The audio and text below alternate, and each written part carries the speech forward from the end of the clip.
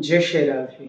आज मैं आपको ठाकुर जी के एक ऐसे प्यारे भक्त की कथा सुनाता हूँ जिसकी गुरु निष्ठा के कारण स्वयं माता गंगा ने अपने अंदर ही सुंदर कमल पुष्प को प्रकट कर दिया। मैं यशोदानंदन, आइए आज आपको ठाकुर जी के एक प्यारे भक्त की कथा श्रवण कराता हूँ। काशी में श्री संप्रदाय के एक आचार्य रहा करते थे। उनके यहाँ पर एक शिष्य गया घर से और उसका नाम था गंगाधराचार्य। तो जब वह घर से गया था उसका नाम क्या था? गंगाधराचार्य। छोटा सा बालक था, जो भी गुरुदेव के द्वारा सेवा बताई गई उन सब सेवा को किया करता था। और उसका एक नियम था, जब उसने गुरु दीक्षा धारण की उस दिन से लेकर उसने अपने मन में यह निश्चय कर लिया कि प्रातः काल उठकर स्नान आदि करने के बाद सबसे पहले गुरुजी के चरणामृत को ग्रहण करूंगा, उसी के बाद और कुछ खाऊंगा पीऊंगा, उसके अलावा कुछ करने वाला नहीं हूं। ये उसका नियम था कि पहले उठूंगा तो सबसे पहले स्नान के बाद गुरुजी का चरणामृत ग्रहण करूंगा। अब नित्य उसका जो नियम था भगवान की कृपा से बड़े अच्छे से पालन हो रहा था। काफी समय बीत गया। अब क्या हुआ, गुरुजी ने उसे सेवा में लगा दिया। संत सेवा करता, ब्राह्मण सेवा करता, गौ माता की सेवा करता, मंदिर में भी सेवा किया करता। और ऐसा नहीं कि अकेले सेवा करता था, और भी बहुत सारे वहां पर बालक थे जो उसके साथ सेवा किया करते थे। लेकिन गुरुदेव को ये परख हो जाती है कि इस हजारों की भीड़ में भी ऐसा कौन सा मेरा शिष्य है जो पूर्ण रूपेण मेरे चरणों में आश्रित है, जो भगवान की कृपा को पाना चाहता है।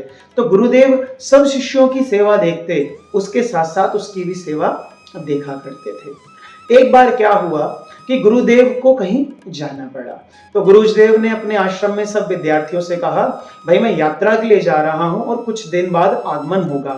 तो कुछ भाई विद्यार्थी थे, वो कहने लगे, गुरुदेव हमें भी रहते हुए आश्रम में इतने दिन हो गए, आप जहां जा रहे हो हमें भी तो अपने साथ लेके चलो।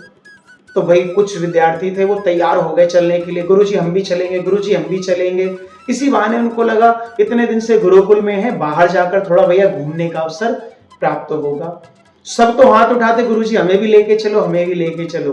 लेकिन ये जो श्री गंगाधराचार्य जी थे ना, ये हाथ नहीं उठाते, ये आराम से ही बैठे रहते और देखते कि भैया सब लोग क्या कर रहे हैं।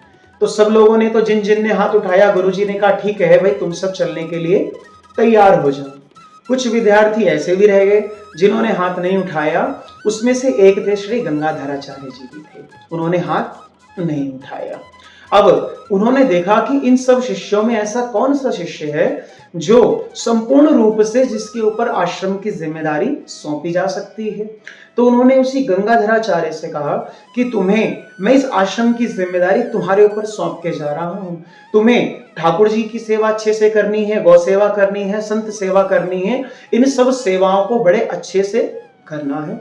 तो शिष्य ने कहा बिल्कुल गुरुदेव, जैसी आपकी आज्ञा। लेकिन जो शिष्य का मुख था थोड़ा मुरझाया हुआ था। गुरुदेव समझ गए। गुरुदेव ने कहा क्यों भाई, क्या बात है, तुम ऐसे मुंह लटकाए हुए क्यों हो, क्या सेवा नहीं करना चाहते? तो शिष्य ने कहा नहीं नहीं गुरुजी, आपकी सेवा, जो भी आपके मुख से आज्ञा निकली है उस आज्ञा का अक्षरशः पालन किया जाएगा। लेकिन गुरुदेव जब से मैं यहाँ पर आया हूं मैंने एक नियम लिया था कि नित्य प्रति स्नान के बाद सबसे पहले आपका ही चरणामृत ग्रहण करूंगा। अब आप गुरुदेव यहाँ से चले जाएंगे तो मैं चरणामृत कैसे ग्रहण कर पाऊंगा? तो मेरा जो संकल्प है वह तो छूट जाएगा। तो गुरुदेव कहते हैं कि तुम एक काम करना, पास में ही गंगा जी तो बहती हैं, तुम गंगा जी को मेरा ही स्वरूप मान करके स्नान आदि करने के बाद आचमन कर लेना और ऐसा समझ लेना कि साक्षात मेरा ही स्वरूप गंगा जी है और गंगा जी का ही स्वरूप मैं हूं। क्योंकि भक्त और जो भक्त भगवान में किसी प्रकार का कोई भेद होता नहीं है। कहा गया है कि भक्त में और भगवान में, या कह लो भगवान और गुरु में किसी प्रकार का कोई भेद नहीं होता। जैसे सामर्थ्यवान भगवान हैं वैसे ही सामर्थ्यवान गुरुदेव भी हैं। तो उन्होंने कहा तो मेरा ही स्वरूप समझकर गंगा जी के जल का आचमन कर लेना। उसने कहा ठीक है, चलो भैया मेरा जो संकल्प था वो किसी ना किसी भांति पूरा हो जाएगा। अब गुरुदेव अपने कुछ शिष्यों को लेकर, जिन्होंने हाथ उठाया था भाई, उनको लेकर चले गए। कुछ आश्रम में रह गए। प्रातः काल सब उठे और स्नान करने के लिए सब गंगा जी गए। जब गंगा जी में गए तो ये भी गया। लेकिन जैसे ही स्नान करने वाला था इसके मन में आया कि गुरुजी ने बताया कि मेरा ही स्वरूप है, और मुझे ही समझकर इनका आचमन करना। अगर मैं गंगा जी को गुरुदेव का ही स्वरूप समझता हूं तो मैं इनके ऊपर पैर रखकर स्नान कैसे कर सकता हूं? भाई स्नान करने के लिए व्यक्ति जाएगा तो पहले पैर डालेगा, फिर भैया उस पूरे गंगा जी में प्रवेश करेगा, तब तो स्नान करेगा। लेकिन मैं गुरुदेव के ऊपर पैर कैसे रख सकता हूं? उसके मन में यह बात आ गई। अब ये बात तो भैया जो उसकी गुरु निष्ठा थी तो बड़ी अच्छी बात थी कि भाई गुरुदेव का स्वरूप है तो उसके ऊपर पैर कैसे रखा जाए। वो वापसी आया, उसने कुएं से जल को खींचा और इसने स्नान किया। अभी जो बाकी के शिष्य थे, जो कुछ रह गए थे, वो देखते थे। बताओ, अभी तक तो रोज जाकर गंगा जी में स्नान करता था, लगता है इसके मन में प्रमाद आ गया कि गंगा जी तक चलकर क्यों जाना, क्यों ना वहां पे जो कुआं है कुएं से ही जल निकाल कर स्नान कर ले। नित्य प्रति उसका यही नियम बन गया। सुबह उठता, प्रातः काल कुएं से जल निकालता, स्नान करता और गंगा जी के पास जाकर आचमन करके आ जाता। तो जो भी जितने भी शिष्य थे देखते। कुछ दिवस बीत गए और जब कुछ दिवस बीत गए तो गुरुदेव का आगमन हुआ। सब शिष्यों से पूछा, भाई सब बढ़िया से चल रहा है, सब काम अच्छे से हुआ, किसी को कोई प्रकार की दिक्कत तो नहीं? सबने अपनी अपनी बातें बता दी।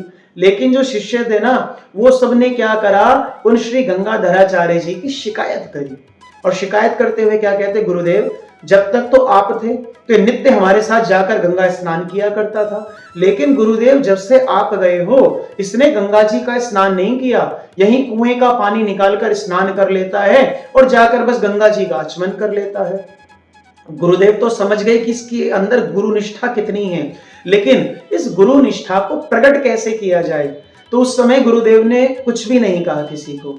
गुरुदेव ने सोचा क्यों ना शिष्य की निष्ठा सबके सामने प्रकट की जाए। प्रातः काल अगले दिन हुआ।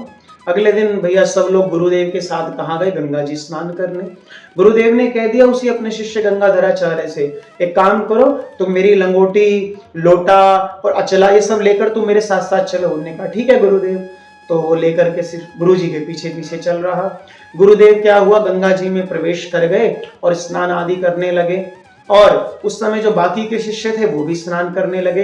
लेकिन ये जो शिष्य था ये सोच रहा था कि ये गुरुदेव का स्वरूप है, मैं इसके ऊपर पैर कैसे रखूं। उसके मन में यही चिंतन चल रहा था, यही विचार चल रहा था। और शिष्य वहां पर जो गंगा में स्नान कर रहे थे वो भी कहते, गुरुदेव देखो हम कहते थे ना ये गंगा स्नान नहीं करता है, प्रमादी हो गया है। तो गुरुदेव ने वहां लीला करी। गुरुदेव ने कहा अब यह समय है जब मैं इस अपने शिष्य की जो उसके अंदर मेरे प्रति गुरु निष्ठा है उसका प्रकाश करूं। तो गुरुदेव ने क्या किया, गंगा जी के और मध्य में चले गए, थोड़ा और अंदर चले गए। और जैसे ही थोड़ी और अंदर गए तो वहां से अपने शिष्य को आवाज मारते हैं, अरे सुनो गंगाधराचार्य। कहा जो आज्ञा गुरुदेव। को कहा एक काम करो, जो ये लोटा है इसको लाकर मुझे दो अंदर। अब जैसे ही उसने ये बात सुनी उसके वह शिष्य अपने मन में विचार ही कर रहा था कि अब मैं अगर गुरु की आज्ञा को नहीं मानता हूं तो अपराध बनेगा, और अगर गंगा जी के अंदर जाता हूं पैर रखता हूं तो भी अपराध बनेगा, मैं क्या करूं। लेकिन उसी समय वो उसकी गुरु निष्ठा कैसी थी कि स्वयं गंगा जी के अंदर बड़े बड़े कमल के पुष्प उत्पन्न हो गए। और वो पुष्प भैया किनारे से लेकर जहां उसके गुरुदेव स्नान कर रहे थे गंगा जी के मध्य में, वहां तक वो पुष्प जैसे कोई व्यक्ति चल के जा सके ऐसे पंक्ति से उत्पन्न हो गए। वो बालक समझ गया कि गुरुदेव की कृपा हो गई। वो उन कमल पुष्पों के ऊपर चलता हुआ गुरुदेव के पास गया और उनको वह जो उनके पात्र थे वो पकड़ाए और उसी पे चलकर वापसी आ गया। जब यह लीला सभी शिष्यों ने देखी तो वह समझ गए कि भैया इसके मन में अपने गुरुदेव के प्रति, उनके वचनों के प्रति कितना आदर था कि इसके गुरु निष्ठा के कारण आज स्वयं गंगा जी ने ही, जो आज तक गंगा जी में केवल हम स्नान किया करते थे, उन गंगा जी के अंदर भी कमल के पुष्प उत्पन्न हो गए। उस दिन के बाद से गुरुदेव ने उस शिष्य का नाम रख दिया पाद पद्माचार्य। कौन? श्री पाद पद्माचार्य, जिनके चरण में कमल पड़े हैं। संस्कृत में पाद यानी मतलब चरण कहा जाता है और पद्म किसको कहा जाता है, कमल को कहा जाता है। तो जिनके चरण में कमल पड़े हैं ऐसे श्री पाद पद्माचार्य जी। ये कथा है गुरु निष्ठा की। जिसके जीवन में गुरु निष्ठा आ जाती है समझ लो उसके लिए भैया कहते हैं किसी भी प्रकार की घाटी को पार करना कोई दुर्गम नहीं रह जाता। अनेक सागरों को लांघ करके भी वो व्यक्ति क्या करता है, अपने कार्य को संपन्न कर लेता है। इसलिए अपने जीवन में गुरु अवश्य बनाइए और इसके साथ साथ गुरु निष्ठा को भी अपने भीतर धारण कीजिए। ऐसी और भी कथाओं को श्रवण करने के लिए हमारे फेसबुक पेज को लाइक फॉलो कीजिए और यूट्यूब चैनल को सब्सक्राइब कीजिए। मिलते हैं आपसे अगली वीडियो में। जय श्री राम।